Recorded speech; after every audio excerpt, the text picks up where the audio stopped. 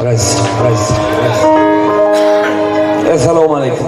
Adamlar çoğunna çarşını iline ulusene bir beyik toplanın bir beyik bağıştay beyik halifa beyik kakan o çoğunna bir ulusene hava Alipan dinastiyasına yeni bir oğul olsun yaşadık olsun Bayram Hanım can hava olsun Alipacan söylerler hava can naseret havlım naseret toyla mutlu olsun, artık yaşlılık olsun, köpel ağam, köl ol, oğul ol, canından sağ olsun, toyla mutlu olsun.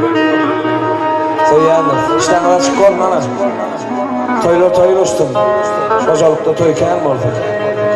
Toyda da Türkmen'in medniyen bağışlarına hizmet etsin, toyla mutlu olsun.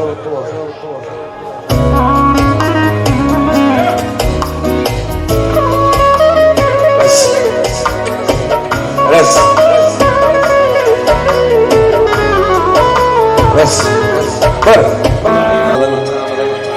Yarsızlıktan yaman iş yok. Gül salıp gezsem her yana.